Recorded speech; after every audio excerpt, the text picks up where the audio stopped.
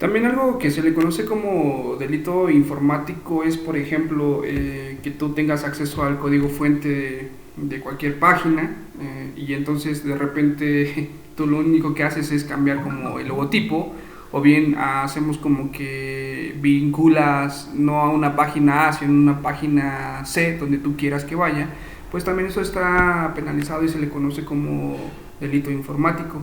Bien, también el acceso a o que puedas introducir a cualquier sitio sin autorización previa, bueno, pues también se le conoce como un delito informático, aunque no en realidad no robes nada, simplemente estés como navegando por curiosidad, no sé, a eso también se le llama delito informático.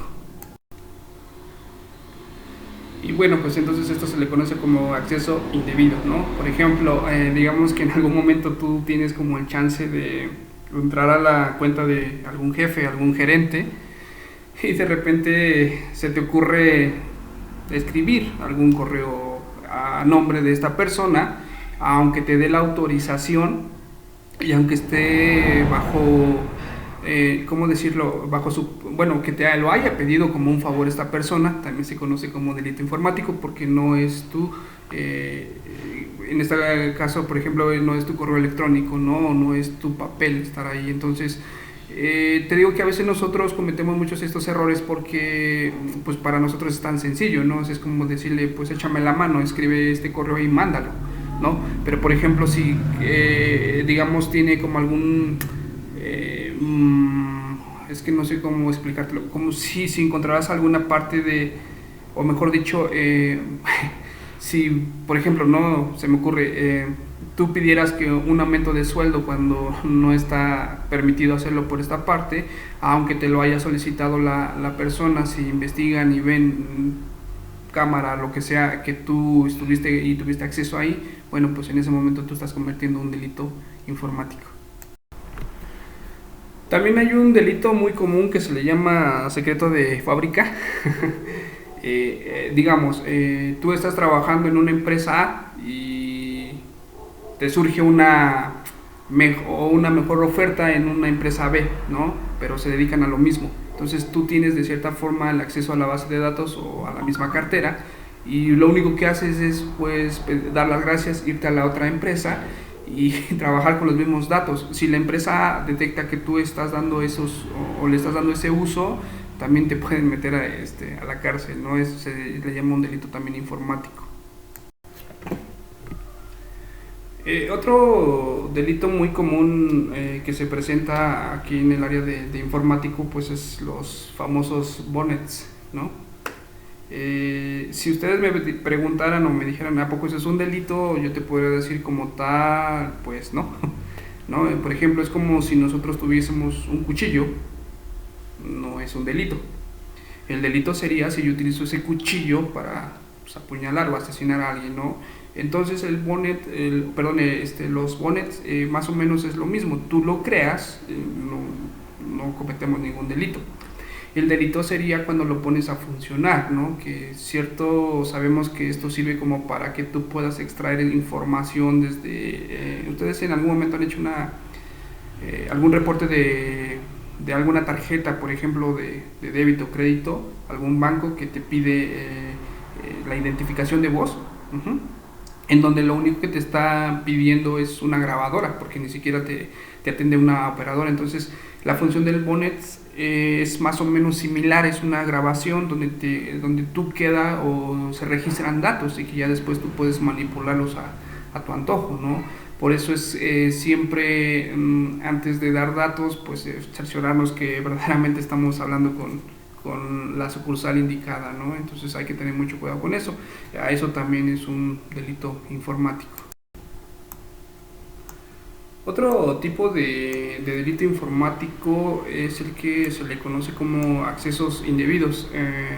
Por ejemplo, tú como parte de un grupo de informática en alguna empresa, por supuesto que tú vas a tener como acceso a todos los correos electrónicos de ese dominio, ¿no?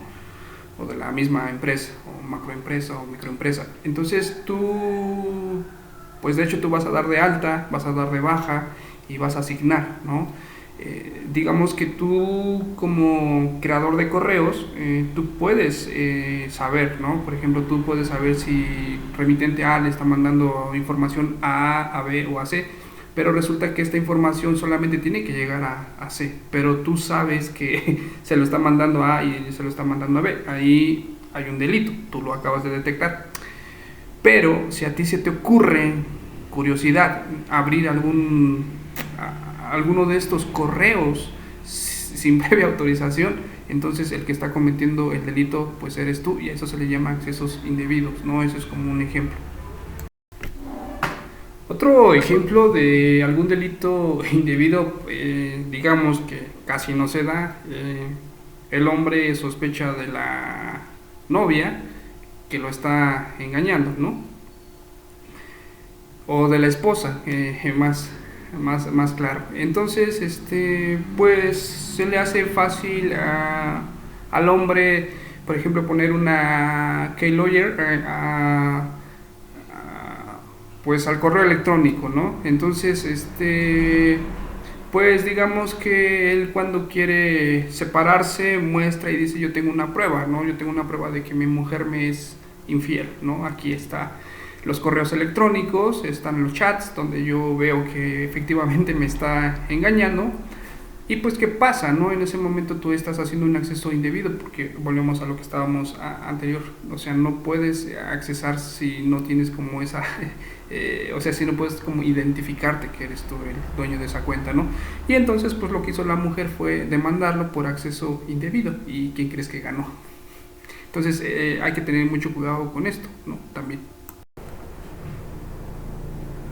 Bueno, también vamos a checar el tema de algunos delitos que son como de forma muy común por internet, que son como, por ejemplo, estafas, usurpación de nombres, amenazas, injurias, pornografía infantil y, por ejemplo, propiedad industrial, ¿no?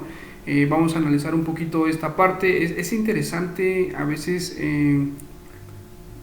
pues que nosotros cometemos muchos delitos, a lo mejor no inconscientemente, pero yo creo que es un poquito más la parte de la ignorancia misma, porque nosotros, sobre todo en nuestra, bueno, en la rama acá de ingeniería es muy común hacer cosas que creemos que es lo correcto, ¿no? Que como podemos hacerlo, digamos, mientras no te descubran, pues está bien, pero si alguna persona que sepa un poquito de leyes en el campo, pues sí nos podría meter en muchos problemas.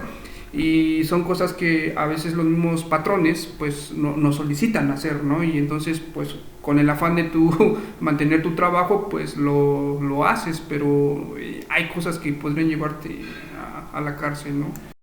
Bueno, vamos a tocar el tema de estafas, que es algo muy común, que mucha gente hoy día en el 2020 sigue cayendo en esta parte. Sobre todo esto se da mucho por vía teléfono, ¿no?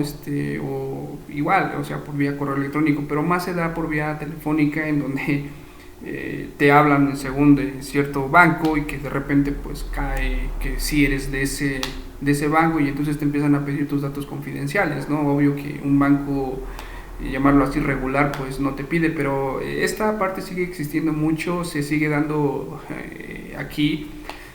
Nosotros aquí como cultura normalmente caemos muy fácil en eso, ¿no? Por ejemplo, te cuento de una anécdota de una amiga que de repente le llamaron por teléfono, le dijeron, oiga, señorita tal, vive en tal calle, o sea, le dieron sus datos, ¿no? Estamos hablando de cierta tarjeta bancaria, y pues acaba de ganar un premio, ¿no? Lo único que tiene que hacer es ir a recogerlo a un hotel que está por Paseo Toyoca, que se llama Holiday Inn o algo así, no, Holiday Inn, no recuerdo bien exactamente, pero lo único que tiene que hacer es traernos pues ¿cómo se llama? Su tarjeta y una IFE, y bueno, pues no sé estas personas, pero pues ya sabían el monto que tenía en la tarjeta, y bueno, pues tuvo un secuestro express. Entonces esta parte se da mucho, es un delito que pues está penalizado, ¿no? Te doy otro ejemplo, ¿no? Digamos que, bueno, que casi no se da aquí en México, e incluso yo creo que ustedes no, de comprar alguna paquetería pirata, ¿no? Y de repente la pagas con, pues obviamente en línea, pues es a través de un plástico, ¿no? Entonces de repente te llega un correo electrónico donde te dicen que has ganado, no sé, 500,000 pesos por hacer la compra con la tarjeta tal y la licencia, ¿no?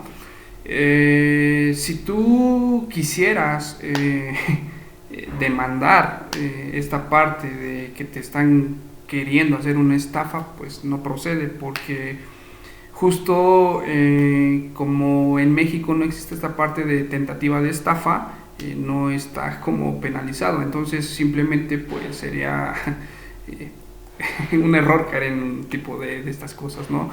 En México no existe la ley que determine que hubo un intento de estafa vía electrónica, entonces aguas con eso. O sea, si tú haces alguna compra, algo, por ejemplo, de Mercado Libre y eso, si llegasen a estafarte es muy difícil que puedas tú como reembolsar ese gasto, ¿no? Entonces hay que tener mucho cuidado, hay que confiar también en las empresas grandes, pero pues por ejemplo, no sé, es que no se me ocurre ahorita alguna compra que pudieras hacer en línea, pues obviamente el dominio tendría que venir de la misma empresa, ¿no? Pero pues si te va a existir un Gmail, un Hotmail, un Live, pues es difícil de creer que estás haciendo una compra sincera, ¿no?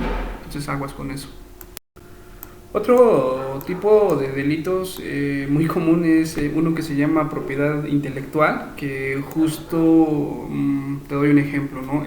Por ejemplo, digamos que tú eres un máster en la programación y de repente, pues lo que todos quisiéramos, ¿no? Encontrar un puesto dentro de gobierno, ¿no?